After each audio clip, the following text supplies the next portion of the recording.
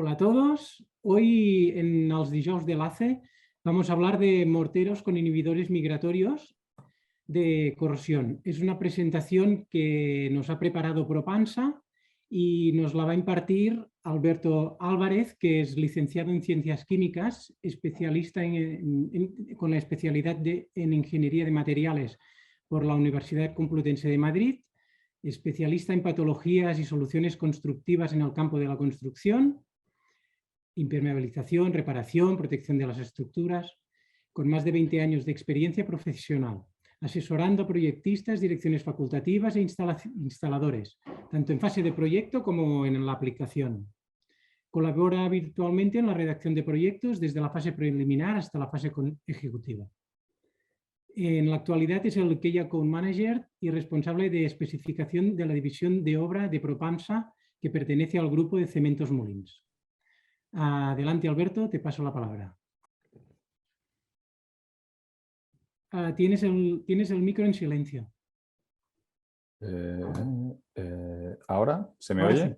Ahora Perfecto. sí. Muchas gracias, Marcel. Bueno, antes de nada, agradecer a la asociación pues, la oportunidad de poder presentaros esta gama de morteros y bueno, estar pues, con el día a día y la agenda que llevamos todos. Bueno, pues primero agradeceros vuestro tiempo y vuestra asistencia. Un poco la idea es haceros la presentación, la ponencia y cualquier duda o cualquier cosa que no haya quedado suficientemente clara, bueno, dejarlo para el final e intentar solucionarla y dar un poco de luz, ¿no? Porque se trata básicamente de compartir con vosotros una serie de conocimientos de nuestro día a día que entendemos que puede ser interesante, ¿no? Pues empezamos. Para muchos de vosotros que a lo mejor no conozcáis a Propansa, que espero que sean los menos, pues es una empresa que prácticamente tiene ya 90 años, allá por los años 30 pues se arrancó la andadura, bueno, pues un poco con algo novedoso en aquella época, ¿no? Que eran los cementos cola. El cemento pan, bueno, fue algo innovador que se hizo en su momento, fueron pioneros en España en este tipo de productos.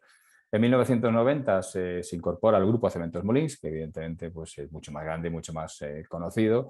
Y hoy en día pues, tenemos 5 centros de fabricación, 2 centros logísticos para dar servicio y para poder acaparar todas las necesidades del mercado.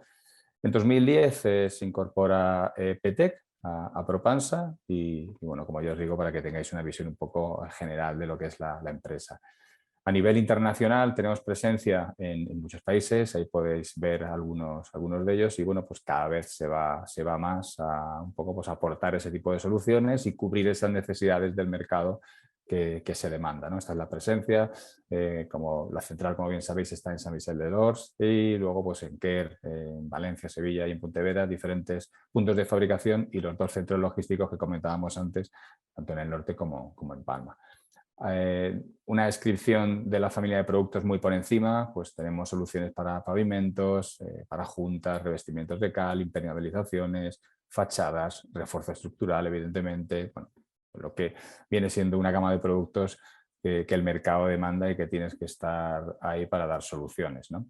Desde un punto de vista de las alianzas o de las colaboraciones, mejor dicho, bueno, pues tenemos presencia pues, en muchos colegios profesionales, en asociaciones y evidentemente se trata un poco de dar, como hemos dicho, soporte y soluciones a todo el proceso de la construcción, ¿no? Desde lo que es la fase de proyecto hasta lo que es la fase de ejecución. Es algo importante y que tienes que estar en muchos foros para aportar y también un poco para estar al día, ¿no? De este tipo de soluciones e innovaciones. Pues presencia en eventos, conferencias, ferias, bueno, nos podéis ver en muchas de ellas.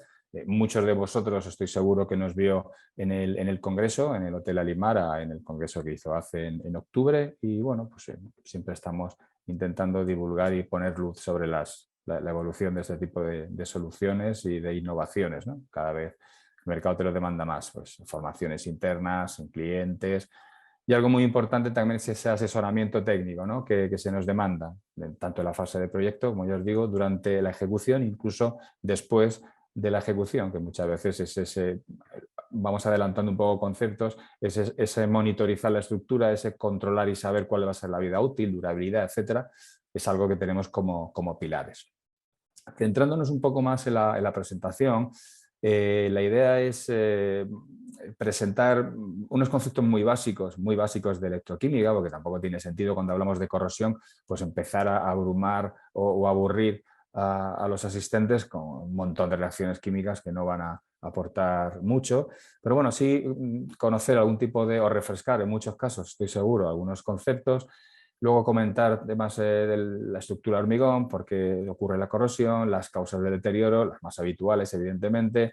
Hablaremos de durabilidad, de los costes de mantenimiento, algo importante, porque antes, pues años atrás, bueno, pues había un interés, pero hoy en día la verdad es que la palabra durabilidad, vida útil, sostenibilidad, cada vez más, bueno, pues tiene mucha importancia. Ya no solo lo que es solucionar un aspecto técnico de una patología, que a lo mejor hace 20 años era lo más importante, pero ahora además tenemos una coletilla importante, es que tiene que ser sostenible, ¿no? Es algo muy relevante.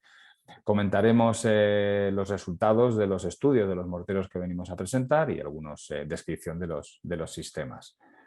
Bueno, pues cuando comenzamos a hablar de electroquímica, ya os digo de una manera muy somera, muy por encima, cuando hablamos de corrosión, porque si estamos hablando de que vamos a presentar unas soluciones para reducir la corrosión, y digo reducir porque la corrosión es muy difícil pararla, es muy difícil eliminarla, ¿no? Es bastante complicado, pero principalmente porque es termodinámica. Lo que podemos hacer o lo que podemos aspirar es a reducir ese efecto o reducir la velocidad de corrosión o intentar que esa posible reparación que tenga que hacer la tenga que hacer en el mayor tiempo posible, ¿no? Entonces, cuando hablamos de corrosión, primero habrá que hablar qué se entiende por corrosión. Hay multitud de definiciones, pero una bastante simple y que recoge un poco en qué consiste.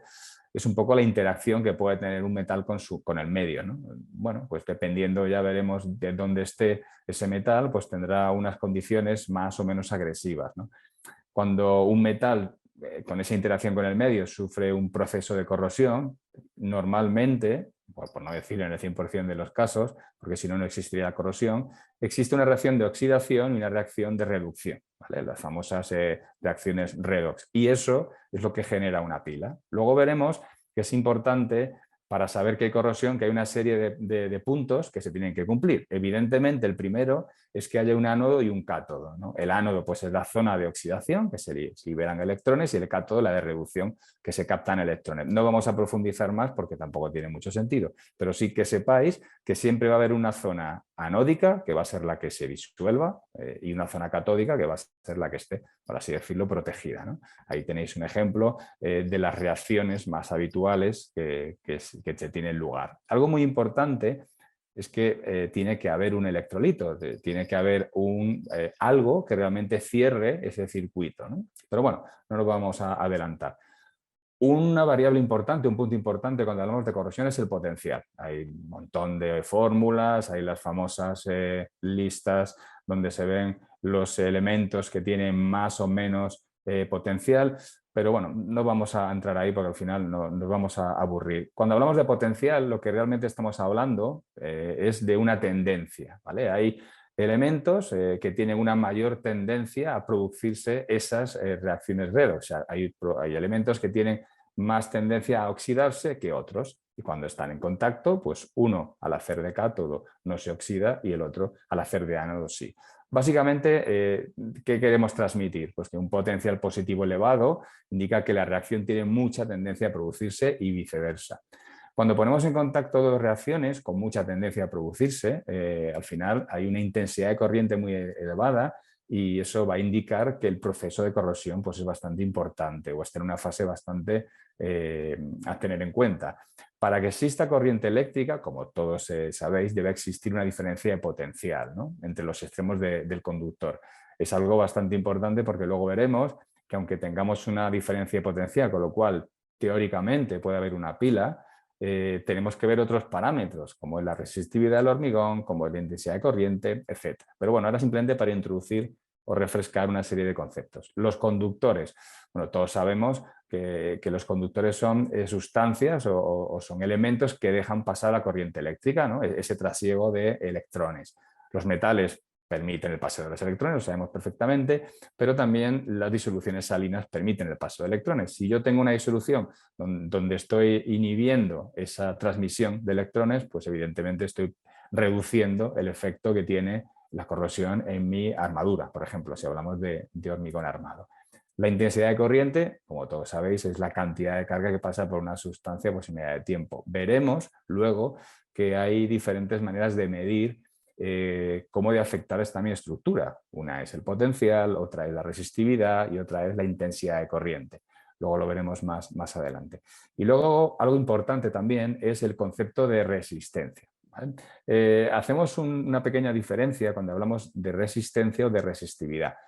Son bastante intuitivas ambos conceptos, porque principalmente cuando hablamos de resistencia hablamos de la dificultad que tiene el paso de la corriente que ofrece un material. Bueno, pues resistencia es bastante intuitivo, se mide por la ley de Ohm, todos lo conocemos, y al final esa resistencia depende pues, del tipo de material y de la geometría del conductor principalmente. Hay otros factores, pero principalmente esos dos. En cambio, cuando hablamos de resistividad, la resistividad es una propiedad intrínseca de cada material, y al final hay una dependencia importante de la temperatura. Son pequeños matices, pero cuando vamos a ver la dificultad de paso de la corriente, veremos que en el caso del hormigón lo que vamos a medir es una resistividad. Y la unidad, pues estamos hablando de ohmios por metro, en este caso, o por centímetro, luego lo veremos. Cuando hablamos de resistividad del hormigón, que es una variable importante que se debe medir, va a depender, como podéis imaginar, de la composición del hormigón, y va a depender también del agua contenida en sus poros. Aquí vamos introduciendo ya pues, una pequeña tabla, luego lo veremos más adelante, pero conceptos que yo puedo medir. Porque cuando hablamos de corrosión, lo primero que tenemos que plantearnos, corrosión de igual que sea por carbonatación, por cloruros, que principalmente son los dos fenómenos, lo primero que tenemos que plantearnos es cómo puedo medir, cómo puedo saber cómo está mi estructura. Hombre, si yo veo una estructura que está con fisuras, que veo la armadura, pues no necesito ser un especialista para saber que esa estructura pues, está afectada. Pero la idea es no llegar a esa fase, no llegar a esa fase de propagación, sino verlo un poco antes. ¿Y cómo lo puedo hacer? Pues midiendo, por ejemplo, la resistividad del hormigón. Luego veremos, de todas formas, varios parámetros, porque se trata de actuar mucho antes de que luego ya sea tarde, ¿no? El concepto de mantenimiento. Pero bueno, no me quiero adelantar.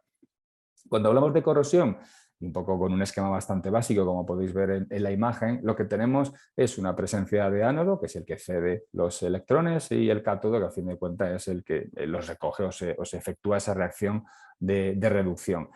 Es importante que existan dos cosas. Una, oxígeno, ¿vale? Porque si no tenemos oxígeno, veremos que ese proceso de corrosión pues, no va a suceder o va a suceder con una intensidad de corriente muy baja. Y la disponibilidad de agua, ¿no? La humedad dentro o cerca del cátodo, como podéis ver. Si no tenemos oxígeno o no tenemos agua, no tenemos H2O, pues veremos que no existe o que la corrosión es bastante despreciable. ¿Por qué? Porque al final necesitamos una conexión eléctrica entre el ánodo y el cátodo que permita esa transferencia de electrones que hemos comentado, ¿no? Si estamos hablando de hormigón armado, bueno, pues simplemente recordar y refrescar. Todos sabemos qué es el hormigón. Igual hay 20.000 definiciones, pero una de ellas pues, es una mezcla homogénea, pues, principalmente entre cemento, árido, agua y aditivos, ¿no? Todos sabemos que tiene una característica principal por la que destaca, ¿no? Que es la elevada resistencia mecánica, compresión, pero muy baja resistencia de atracción. Bueno, pues a alguien se le ocurrió decir, oye, pues si utilizamos unas barras de acero dentro del hormigón, bueno, pues mejoramos las prestaciones de tracción y acortante. Pues eso es maravilloso. Y además tenemos dos cosas positivas. Y es que desde un punto de vista químico, cuando vemos ese tipo de barras de acero, bueno, pues estamos en un ambiente, un entorno fuertemente alcalino, normalmente un pH entre 12 y 14, y el acero se sitúa en una zona de pasividad, que luego veremos en el diagrama de Purvé, de diagrama de potencial pH, un poco por encima. Genial. Y luego tenemos otro aspecto importante, que es una protección del tipo físico, ¿no? Que las armaduras están dentro del hormigón a una profundidad en función de los centímetros que tengamos nuestro recubrimiento, con lo cual también le estoy protegiendo y es una barrera física frente a los agentes agresivos, ¿no? Simplemente es poneros lo que es el diagrama de Purvé, muchos lo conoceréis. Lo que estamos viendo en este caso, hay diferentes tipos, pero en este caso estamos viendo el del hierro y vemos que hay zonas en función del pH que son zonas estables. Cuando hablamos de que mi armadura está pasivada, pues yo tengo un óxido que es bastante estable y no tengo problema. Bueno, pues ahí pueden convivir felizmente nuestra barra de acero con nuestro hormigón. ¿Qué ocurre? Que cuando por diferentes motivos se cambia o disminuye el pH, bueno, pues ya entramos en zonas bastante menos estables. Entonces aquí es cuando empiezan a aparecer esos procesos de corrosión.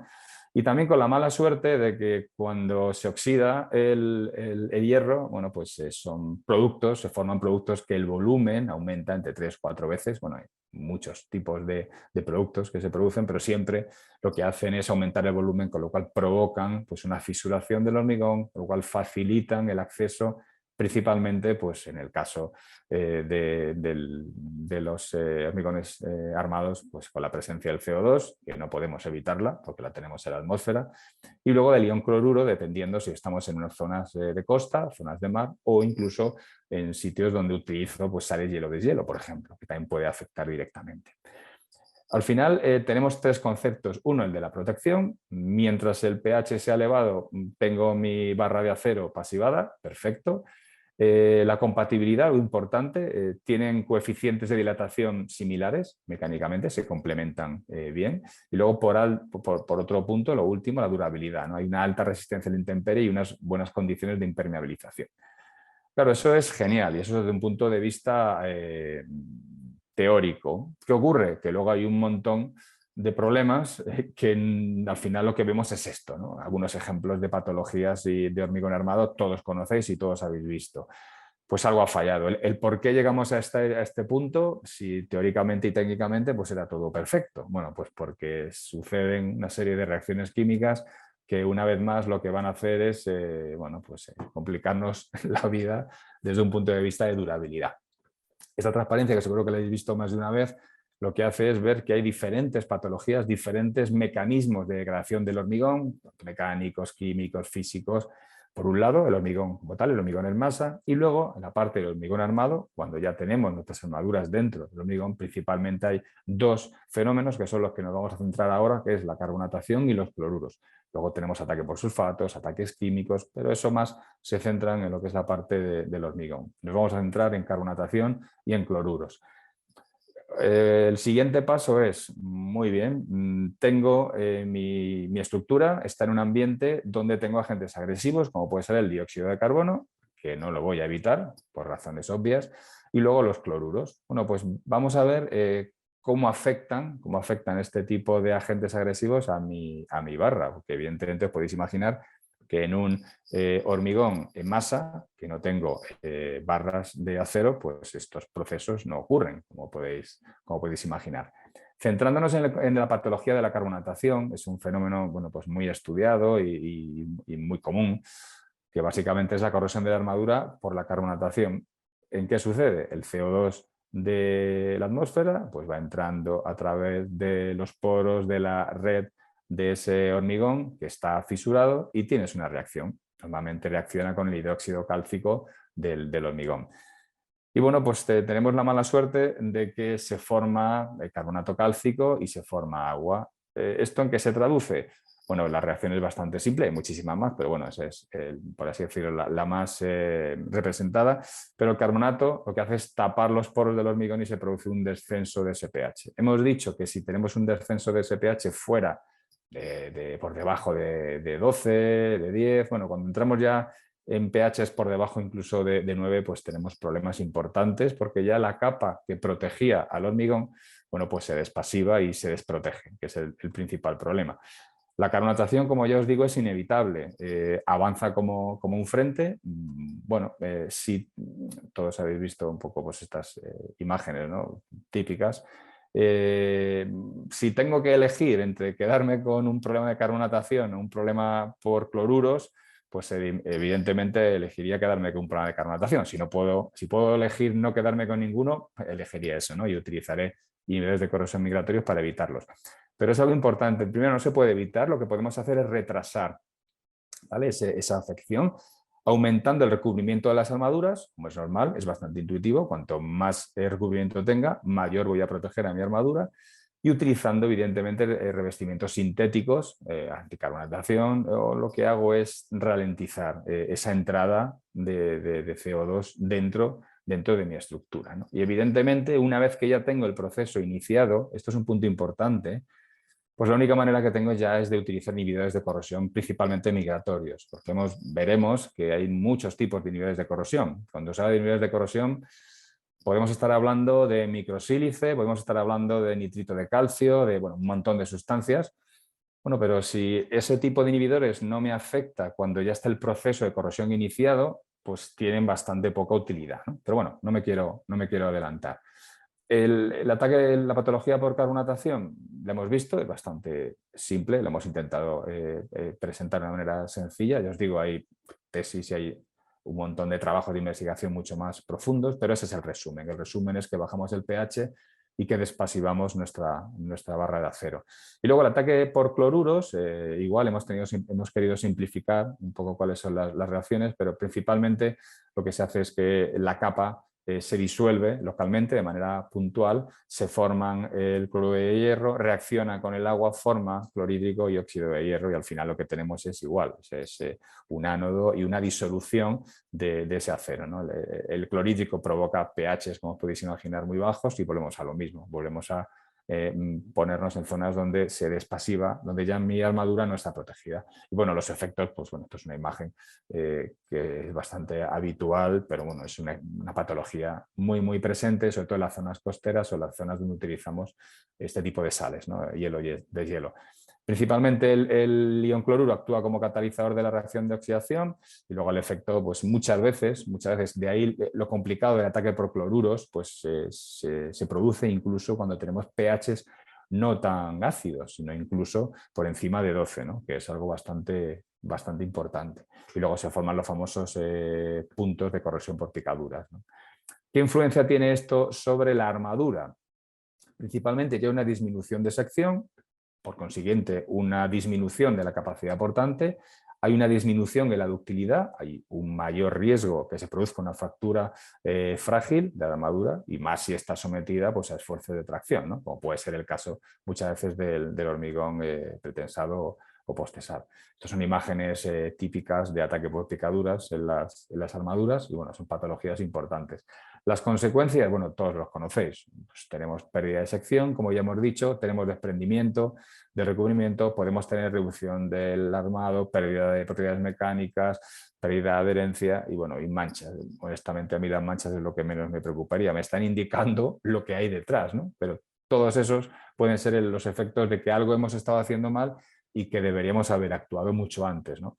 La fase de prevención, la que todos hablamos que deberíamos hacer, ¿no? Que a veces se hacen y otras veces no, pero sí es importante, porque si nosotros actuamos en esa fase de prevención, al final vamos a eliminar muchos problemas en el futuro. Lo primero que se le ocurre a alguien es, bueno, si aumento el recubrimiento de las armaduras, bueno, estoy aumentando esa durabilidad, ¿no? Esa vida útil, por supuesto. Si disminuyo la porosidad del hormigón, igual. O sea, si yo tengo un hormigón muy poroso, lo que estoy facilitando es ese acceso de los agentes agresivos dentro de mi estructura, y van a llegar mucho más fácil a mi armadura si yo tengo una porosidad elevada o si tengo una porosidad reducida, ¿no? Con lo cual es importante esa disminución de la porosidad. Esto es algo bastante intuitivo, pero que luego los diferentes documentos normativas recogen, ya pues poniendo relaciones agua-cemento en torno a 0,4. Es algo intuitivo, pero luego hay que llevarlo a la normativa, ¿no? Y luego, evidentemente, aplicando revestimientos sintéticos e inhibidores de corrosión.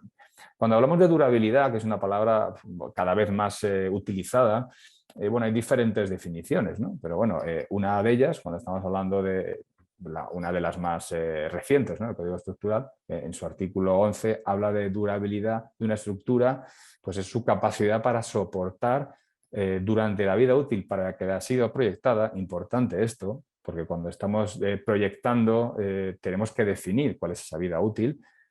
Tiene que soportar, tiene que aguantar en las condiciones físico-químicas a las que está expuesta.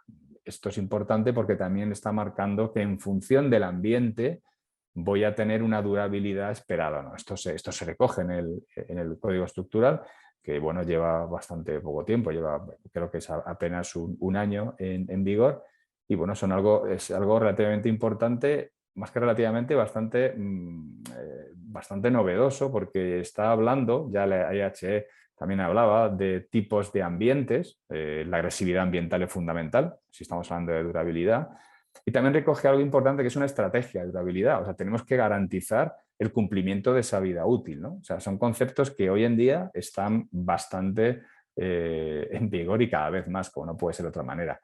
Una pincelada, porque sé además que ya hiciste en el pasado una charla, una ponencia bastante interesante sobre el código estructural. Bueno, como todos sabéis, se aprobó el año pasado, deroga las instrucciones la IHE 08 y la IAE 12 y al final es de aplicación en todas las estructuras de hormigón, de acero y mixtos, ¿no? Aplica las obras de edificación desde la entrada en vigor, eso sí es cierto, y en el caso de la obra civil, bueno, pues a partir del 10 de noviembre, o sea, tenemos todavía un par de años para ponernos un poco al día. Y al final lo que marca son unas exigencias que se deben cumplir tanto en proyecto como en la fase de ejecución, pues así como su mantenimiento, donde nos está marcando. Bueno, pues al final no son recomendaciones porque hay que cumplir, pero sí es importante seguir esas indicaciones si queremos ampliar esa durabilidad y esa vida útil, ¿no? Es algo bastante representativo. Cuando hablamos de durabilidad, bueno, los sistemas tradicionales de protección actúan en la superficie, protegiendo la estructura, como todos sabemos, pero no actúan sobre los contaminantes que ya hay atrapados dentro de la estructura. Eso es algo importante, porque si yo ya tengo dentro, pues algo tendré que hacer, ¿no? Y los sistemas tradicionales pues no tenían en cuenta esa protección, ¿no? Los sistemas modernos, claro, el concepto de moderno muchas veces habla, pero ¿cuánto tiempo llevan los inhibidores migratorios de la corrosión, ¿no? Bueno, moderno pues ya lleva unos 10 o 15 años. Básicamente lo que intentamos demostrar es hacer una protección cuando ya tengo ese ion cloruro o cuando tengo ese CO2 dentro de mi estructura y protegerlos, aparte de la que ya tiene el propio hormigón, ¿no? Hay los sistemas, si alguien quiere profundizar en cómo interactúan este tipo de inhibidores migratorios dentro del hormigón armado, podemos facilitarles más información, digo, para no abrumaros, pero por resumen, al final se adquiere por un mecanismo de quimiabsorción en la superficie, se adhiere y lo que hace es proteger esa armadura frente a esos agentes agresivos, ¿no? ¿Qué conseguimos con ello? Aumentar el umbral necesario, por ejemplo, de cloruros, para que se produzca un efecto de la corrosión. Estamos siempre por umbrales por encima de más del doble del que sería habitual, que siempre estamos hablando normalmente de 0,4 o 0,5. Y luego algo que es más importante desde mi punto de vista, que es que somos capaces de reducir la velocidad de corrosión de las armaduras una vez que se inicia con este tipo de inhibidores. Esto es clave, porque si yo no tengo manera de interferir una vez que se ha iniciado el proceso de corrosión, pues poco puedo hacer. Como podéis imaginaros, si mi inhibidor microsílice, que lo único que hace es reducir la porosidad y dificultar el acceso del ion cloruro o del ion de CO2, poco va a hacer cuando ya tengo el proceso iniciado, ¿no? Entonces luego veremos que en esa fase hay que utilizar este tipo de inhibidores. El coste de la corrosión, cada vez más tiene importancia el coste, no solo el coste directo, ¿no?, que podemos relacionar con lo que es la reparación en sí. Bueno, pues tengo una mano de obra, tengo unos productos y tengo unos medios auxiliares que tengo que aplicar, eso es un coste directo, pero también hay otros costes indirectos que muchas veces no se tienen en cuenta. No se tienen en cuenta excepto el que lo sufre, porque el que lo sufre sí los tiene en cuenta, como puede ser costes sociales, ambientales, y bueno, pues muchos de ellos, por ejemplo, económicos relacionados con el servicio, ¿no? Pues todos sabemos, hemos cortado una carretera y tenemos que hacer una internalización de un tablero, por ejemplo, me lo invento, pues esto tiene que estar en marcha en no sé cuánto tiempo. Bueno, eso es un coste indirecto, el no hacerlo en tiempo, por ejemplo. Entonces hay una serie de costes que se estima que muchas veces esos costes indirectos causados por la corrosión se estima que pueden incluso superar hasta 10 veces los costes directos, que es algo ahí que se queda un poco en el aire, pero simplemente lo que quería era resaltar la importancia que tiene este tipo de procesos. Hay una serie de costes de mantenimiento que evidentemente en gran medida dependen del diseño, de la ejecución de la estructura, y es algo muy importante porque si yo tengo un buen proceso de mantenimiento, lo que estoy haciendo es reduciendo esos problemas que voy a tener en un futuro, ¿no? Y voy a aumentar la conservación. Va a depender, evidentemente, de los materiales que se prescriban, de cómo se ha ejecutado, pero sí es importante tener un plan, sobre todo en fase de proyecto, que pueda luego desarrollar y pueda eliminar cualquier problema. Aquí os pongo en esta diapositiva, bueno, pues el famoso diagrama de Tutti, que seguro que muchos de vosotros conocéis. Es un diagrama bastante simple, donde podemos ver principalmente pues, el grado de corrosión, las ordenadas y luego las abscisas el tiempo. Bueno, lo que se intenta reflejar aquí es que en un proceso de corrosión, cuando hablamos de vida útil de mi estructura, tenemos principalmente dos etapas, ¿no? Dos estadios. Uno, el periodo de iniciación, donde podemos ver pues, que hay una recta que es paralela, que bueno, ahí es como un periodo de incubación, ¿no? Donde los iones cloruro y el CO2 están afectando a mi estructura, pero no veo ningún problema de corrosión, no veo ningún grado de corrosión visible. Lo que pasa es que llega un momento en que esa pendiente de la recta, bueno, pues ya empieza a subir y nos vamos hasta un punto de corte con el grado de aceptabilidad, el grado de corrosión. Bueno, eso lo podéis llamar como que puedo ver mi estructura y tengo grietas o tengo problemas, ¿no? Que ya veo el efecto de la corrosión dentro de mi estructura. Esa es la fase de propagación que comentamos. Claro, la durabilidad de la estructura del hormigón depende primero de la capacidad de los materiales para proteger frente al agente agresor, que ya hemos visto.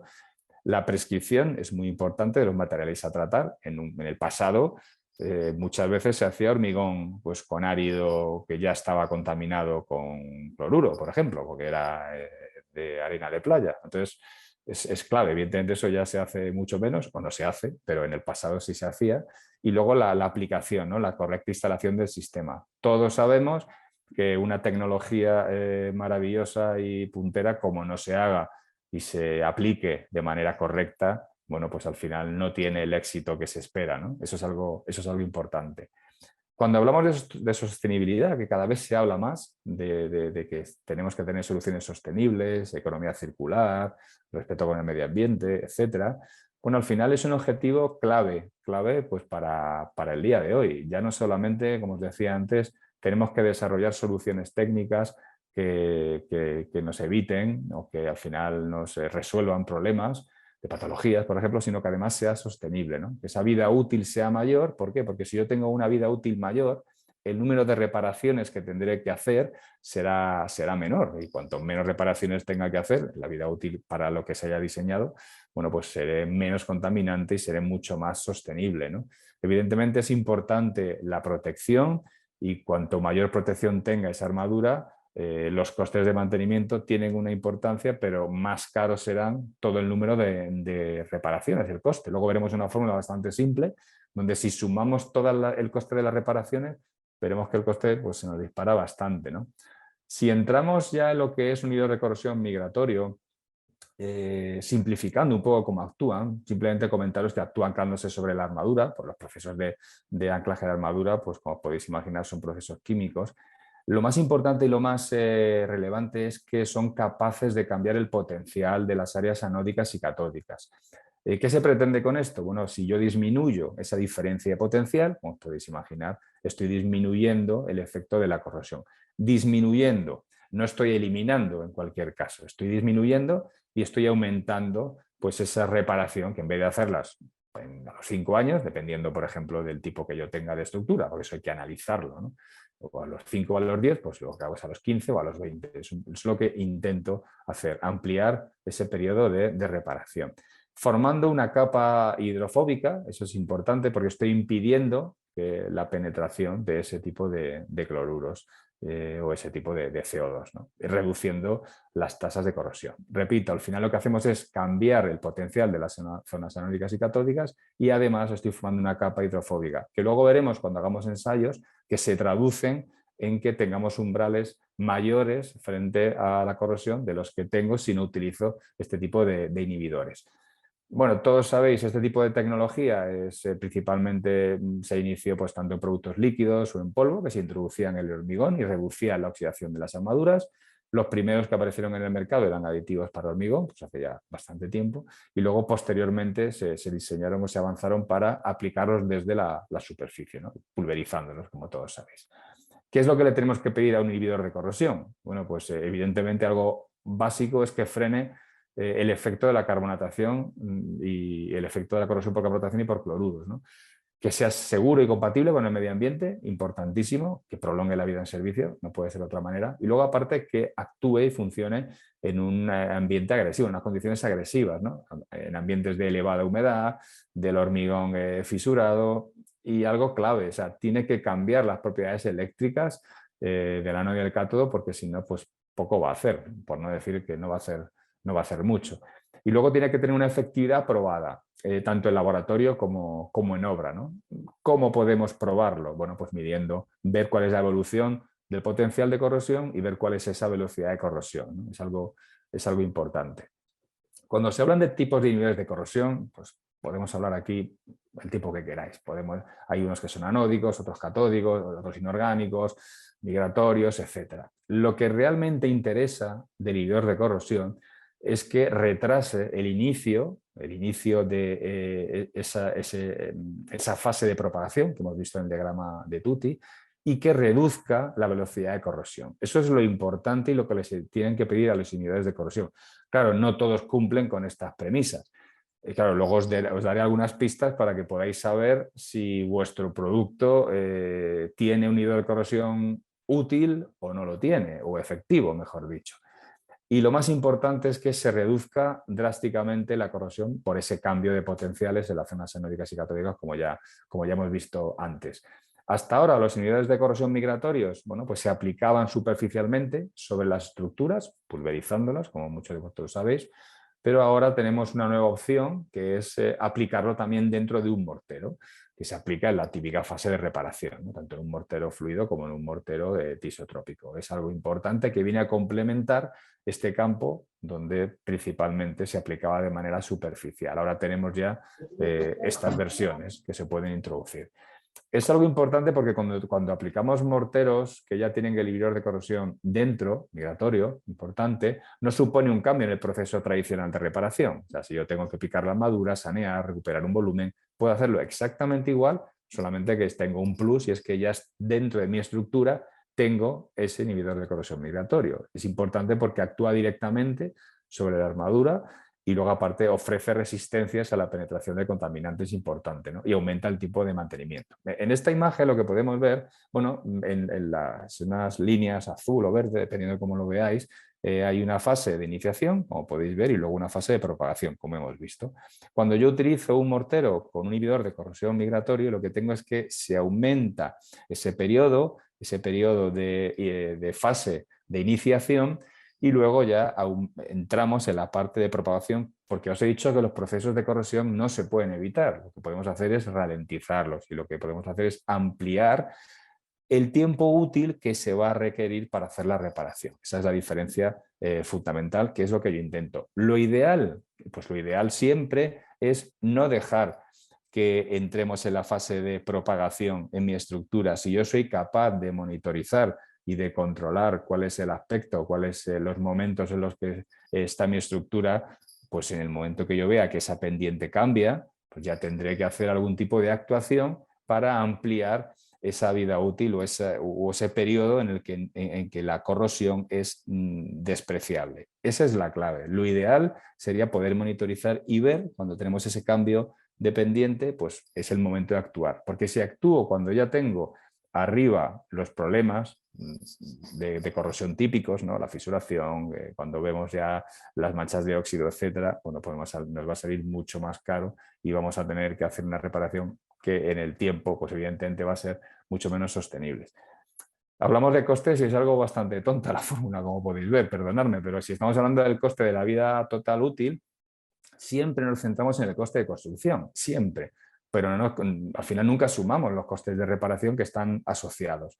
Bueno, pues es importante porque lo tenemos que tener en cuenta. Al final tenemos un coste de construcción y un coste de mantenimiento, pero si acumulamos los costes, siempre el coste es superior al inicial, siempre. Pasa que muchas veces pasamos algo por encima.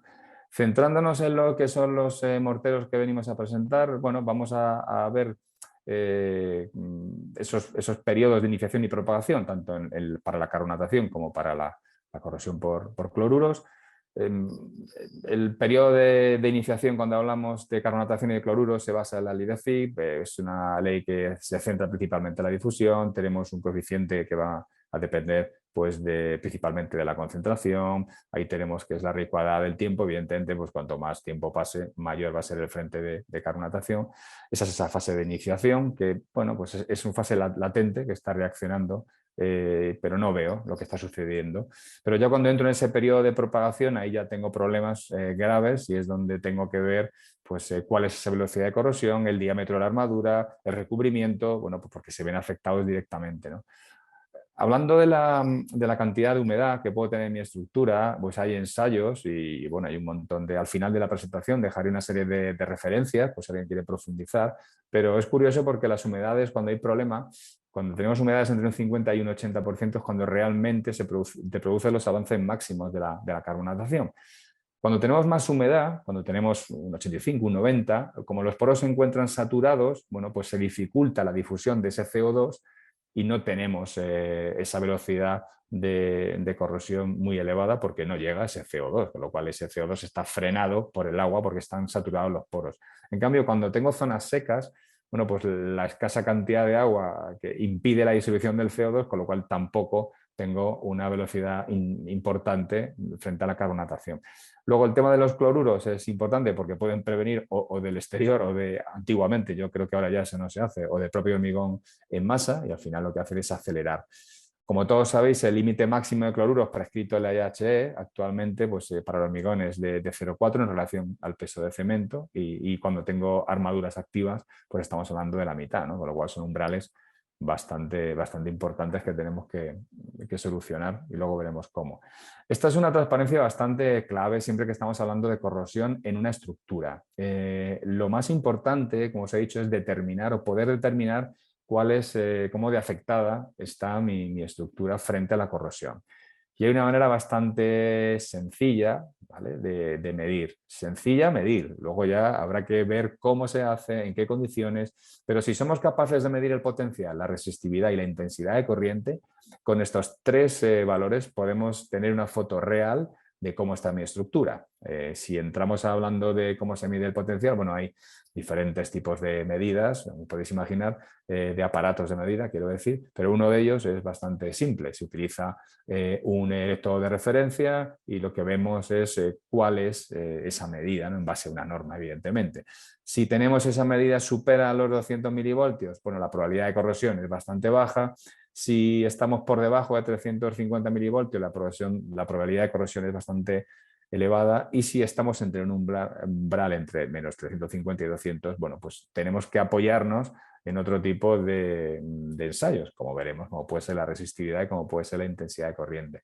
La resistividad igual, hay diferentes tipos de medida, esto es uno. Básicamente lo que miden es el grado de saturación del hormigón y luego se precisa una cierta cantidad de agua en los poros para que se produzca la reacción catódica, como hemos visto antes. Si no tenemos agua, pues no tenemos esa reacción y no tenemos esa pila.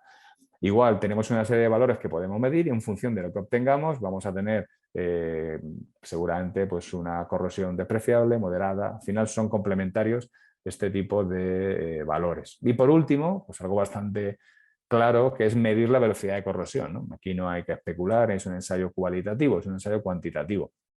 Lo que estamos viendo es intentar medir cuál es la cantidad de metal que se transforma en óxido por unidad de tiempo y superficie. Eso es la velocidad de corrosión. Y al final es un indicativo de cómo tengo de afectada mi estructura. Pues si voy a tener problemas de pérdida de sección, de pérdida de utilidad, etc.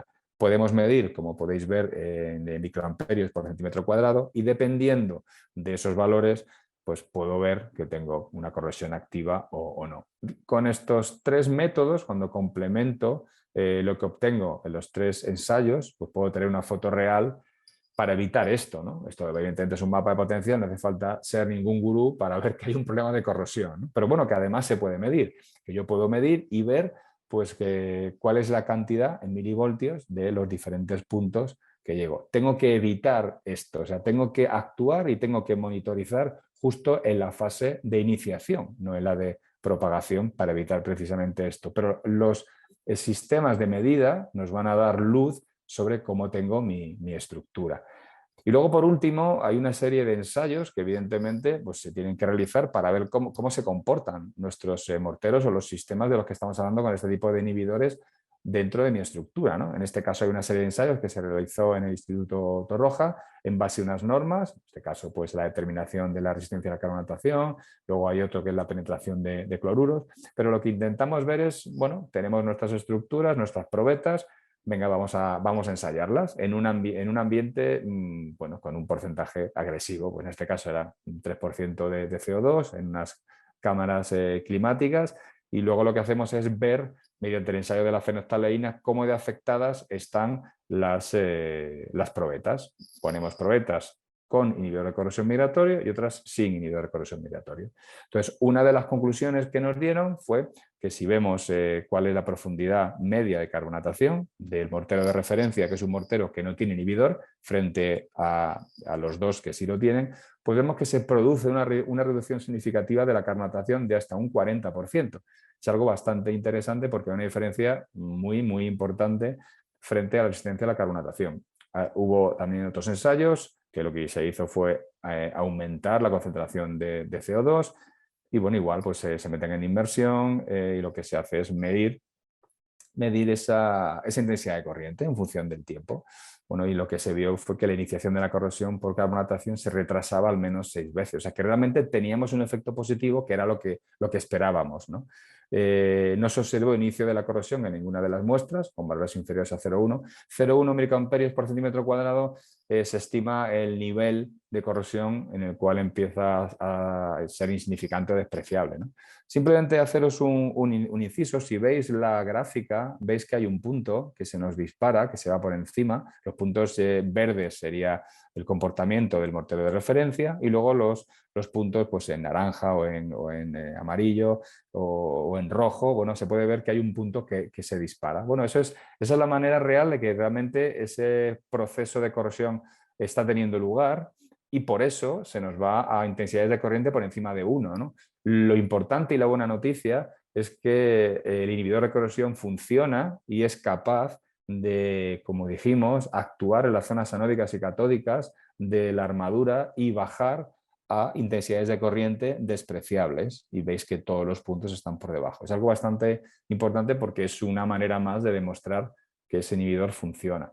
Este tipo de inhibidor funciona. Luego hay otro ensayo que son los de cloruros, igual que lo que intentan es determinar el coeficiente de difusión, la concentración crítica de cloruros y la velocidad de corrosión. Este es el ensayo que se realizó. Y bueno, pues obtenemos una gráfica donde vemos cómo al comienzo del ensayo pues aumenta la intensidad de corriente, porque evidentemente está siendo afectada por el cloruro, ha conseguido despasivar mi armadura, se dispara y una vez que se dispara, otra vez el inhibidor de corrosión empieza a funcionar y nos ponemos por debajo de ese 0,1, que son los valores insignificantes de corrosión. En este caso se aumentó la prestación respecto a la difusión por cloruros entre un 15 y un 20%. Se estabilizó los valores de corrosión, tanto en 0,1, que es lo que estamos mirando y demostrando. Y por último, el umbral necesario, que es la concentración crítica de cloruros, que como comentamos antes estaría en torno a 0,4, 0,5, valor normal para un mortero, bueno, pues se mejora hasta 1,12 el porcentaje en peso de cemento, con lo cual estamos multiplicando por 2, casi por 3, esa resistencia, ese nivel de cloruros que yo necesito para que se vea afectada mi armadura. Y ya por último, lo que es la penetración, respecto a la penetración de corrosión media, se ve que hay una mejora entre un 77 y un 94, pues esos dos valores son los que nos da tanto el fluido como el tisotrópico, frente a un mortero que no tiene inhibidor, con lo cual esto sería un poco el resumen de qué son las propiedades que conseguimos mejorar. Hemos visto que se reduce significativamente la carbonatación hasta un 40%, se inicia la corrosión por carbonatación, conseguimos retrasarla, que es lo que queremos evidentemente, al menos en 6 veces, y luego las prestaciones por difusión entre cloruros mejoran entre un 15 y un 25, el umbral sube de 0,4 hasta 1,12 en el porcentaje en peso de cemento y por último la penetración mejora entre un 77 y un 94, que es una barbaridad. Hemos dicho que una de las propiedades que tenía este tipo de inhibidor migratorio ya no solo es regular el potencial de las zonas anódicas y catódicas, sino que formar una barrera hidrofóbica. Esa es la razón por la que tengamos esta mejora, ¿no? Cuando hablamos de morteros en el mercado, muchas veces nos encontramos que se habla del concepto de inhibidor de corrosión, pero es algo bastante curioso, que como todos sabéis, la 1504 en diferentes apartados. Bueno, pues es curioso que si yo tengo un inhibidor de corrosión en mi mortero, no haga referencia a la 1504/7, que es un apartado específico donde pone protección de armadura contra la corrosión, ¿no? Entonces, como os decía antes, algunas pistas. Siempre que no veáis que un producto que sea inhibidor de corrosión no tenga esta certificación, este apartado de 1504/7, pues evidentemente no tiene ninguna afectación a mi armadura, no tiene ningún tipo de protección, porque si no tendría este. Y evidentemente muchos de ellos no los tienen. ¿Por qué? Porque, como os decía, bajo el paraguas de inhibidor de corrosión, pues hay muchos productos, muchas sustancias que, bueno, pues son, vamos a decir, vamos a ser benévolos y vamos a pensar que van a actuar en la fase de iniciación, pero no en la fase de propagación, que es cuando yo ya realmente tengo el problema y necesito tener una solución, ¿no? Es algo importante. Fijaros, si tenéis algún tipo de producto similar, siempre tienen que cumplir, entre otras, la 1504/7, que es la que habla de protección de la armadura contra la corrosión. Por último, y para terminar, simplemente cuando hablamos de los sistemas de tratamiento, pueden ser curativos o preventivos. Y bueno, básicamente lo que hacemos es, cuando tenemos pequeñas reparaciones por parcheo, lo que utilizamos es limpiamos, preparamos, protegemos la armadura pues con un puente de unión, un pasivador importante que sea base cemento, no que sea base epoxi, porque si es base epoxi lo que hago es impedir la acción y el beneficio de niveles de corrosión migratorio. Y luego aplicamos, bueno, pues aplicamos la parte por el tisotrópico, que es el Propan Repar Tecno 40 MCI, o el fluido, si voy a utilizar pues un encofrado. Para pequeñas reparaciones normalmente se suele utilizar el tisotrópico. Luego podemos aplicar el inhibidor migratorio en líquido. Si hay zonas en las que no he aplicado nada, pues si quiero protegerlas, porque evidentemente en las que tengo ya mortero con inhibidor de corrosión no es necesario aplicar un inhibidor líquido, porque ya lo estoy protegiendo en esa zona, pero en la zona donde no haya reparado, porque ese parcheo es una zona muy puntual, pues utilizaré un inhibidor, en este caso el corte MCI. Y luego, por último, se recomienda aplicar una protección, una pintura anticarbonatación. Y luego, por último, si tengo grandes volúmenes, lo que voy a hacer es exactamente lo mismo, solamente que voy a utilizar, en este caso, pues el mortero fluido, ¿no? El Propan Repar Tecnofluid MCI. Y por último voy a dar el Betopain. En este caso, ¿por qué no doy el inhibidor de corrosión migratorio, el corte? Pues porque como tengo un gran volumen y en ese gran volumen ya tengo el inhibidor de corrosión migratorio, pues me lo puedo ahorrar. Y el tratamiento preventivo, pues entonces donde yo no hago una reparación, sino que lo que hago es que limpio, utilizo ese inhibidor migratorio en toda la superficie y por último esa pintura anticarbonatación. Bueno, estos algunas de las referencias que hemos hecho. No quiero pasarme del tiempo, que ya son las 6 y quiero dejar parte para las preguntas, y algunos ejemplos pues, de reparación estructural, reparaciones con fluidos. Esto es la aplicación del producto del mismo, es la misma tecnología, solamente que en vez de estar dentro del mortero, pues lo pulverizo, que es el que conocíais hasta ahora. Luego los revestimientos anticarbonatación. Por último, estas son herramientas para los proyectistas, tanto para ingenierías, estudio de arquitectura, etcétera. Disponemos de una serie de informes, nosotros nos desplazamos a la obra, analizamos cuál es la patología o las posibles causas y redactamos un informe pues, en base a las fotografías, a las patologías y los procesos de reparación. Eso es algo importante también que hacemos, que podéis contar con ello, evidentemente, sin ningún tipo de compromiso. Ahí también incluimos bancos de precios, objetos BIM y bueno, pues que todo es un poco lo que son las herramientas habituales que manejáis en esa fase de proyecto, que podéis contar con nosotros porque es el trabajo que muchas veces realizamos. Estas son algunas de las referencias a las que os había hecho mención anteriormente, por si alguien quiere profundizar, luego ya os dejaré la presentación, evidentemente, pues si alguien quiere profundizar en aspectos de electroquímica, de corrosión, etcétera. Y bueno, algo muy importante es que cada vez que estamos hablando de soluciones, bueno, se están hablando de soluciones, como os decía antes, que vayan en línea con lo que es la economía circular, respeten el medio ambiente y haya una responsabilidad social, ¿no? Que eso es importante. Ya no solo es asumir una solución técnica, sino que cumplir con este tipo de requerimientos. Pues hasta aquí es la presentación. Disculpadme un segundo porque yo creo que me estoy quedando en penumbra. Y abrimos ahora mismo el tiempo de preguntas, de aclaraciones e intentamos hacerlo de la mejor manera posible. Un segundo, que voy a encender la luz.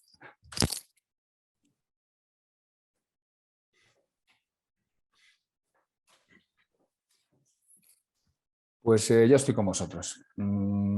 Si sois tan amables, yo es que acceso al chat, no sé, Marcel, si Sí, me lo puedes comentar. sí, hay de momento una pregunta de Perfecto. Jorge que Sí. dice, ¿este tipo de tratamiento funciona en suelos salitrosos? Normalmente este tipo de tratamientos los hemos aplicado, bueno, voy a dejar de compartirla esta para que me podáis ver. Normalmente los hemos aplicado siempre en estructuras de hormigón armado, siempre. Experiencia en suelos salitrosos no tenemos. Siempre que sean estructuras de hormigón, nos apoyaremos en los ensayos y la experiencia. Para suelos en concreto, tendríamos que ensayarlo o teníamos que preguntar, porque el foco de aplicación siempre son estructuras de hormigón, siempre. Porque la clave, ¿cuál es? La clave es cómo se comporta, cómo migra ese inhibidor de corrosión migratorio a través del terreno. Entonces, igual que lo tenemos claro en el hormigón, en el terreno pues es bastante más complejo. Pero bueno, es cuestión Perdona, de... Alberto, ¿Sí? hay una aclaración en la pregunta. Ah, sí, Se disculpa. refería a cimentaciones de hormigón armado en Ah, suelos vale. salitrosos. Disculpa, disculpa, sí, disculpa. Sí, por supuesto. Sí, a ver, lo único que tenemos que tener en cuenta ahí es el tema del nivel freático para ver cuál es la porosidad, pero el fundamento de utilización sería el mismo y el de protección sería el mismo. Disculpa, porque claro, no veíamos. De todas formas, una vez que tengamos una estructura de hormigón y tenemos una cimentación, si somos capaces de valorar esos factores, esos variables que hemos visto, pues el funcionamiento es perfecto. Esa protección frente a la armadura la vas a tener sin ningún problema. Otra pregunta. Dice, ¿para viguetas embebidas en soleras cerámicas de balcones tradicionales, Uh-huh. tenéis alguna recomendación al ser un medio diferente al hormigón? Sí, al final, normalmente cuando hacemos recomendaciones de estructuras o de patologías que se salen de lo habitual me refiero pues que sean de hormigón, lo que solemos hacer es desplazarnos en cada obra, porque ahí la clave, lo que hemos dicho, es ver primero cómo se encuentra esa estructura, cómo se encuentra esa situación, si hay mucho óxido o no, y ver realmente si puede migrar, que aquí la clave fundamental es poner en contacto al inhibidor de corrosión migratorio dentro de la armadura. Es la clave. Entonces, dependiendo de cómo sea esa resistencia, de cómo sea, de cómo esté, muchas veces están colmatados los poros por carbonatación. Lo que hacemos es analizar en cada caso y hacer ese informe al que hacía mención para ver si realmente puede ser efectivo o no. Normalmente nunca recomendamos vamos a decir, de manera alegre o por defecto, no. Cuando hay algo que se sale de lo habitual, nos desplazamos y lo vemos para tomar esas medidas y, bueno, lo que nos interesa es medir, ojo, el comportamiento antes y después, porque es la única manera que tenemos de ver que esta solución es interesante y que funciona. Vale, otra pregunta. Dice, en obras de reparación de armaduras oxidadas es muy habitual no picar todo el hormigón alrededor de la armadura. En estos casos, ¿el hormigón migratorio actuaría también a través del hormigón existente, llegando así a toda la superficie de armadura? Sí, efectivamente. A ver, una cosa es lo que te marca y muchas veces sabemos que en la práctica, al final, bueno, pues saneas lo que puedas, ¿no?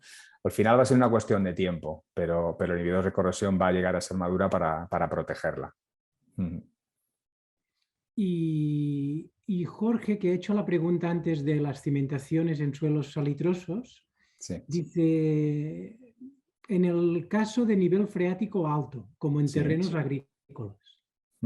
Habría que verlo. El problema del nivel freático alto es que al final vamos a tener mi hormigón o mi estructura, vamos a pensar, con una porosidad elevada de humedad, ¿no? Entonces al final hay que medir esa humedad. En ese caso sería interesante ir a verlo.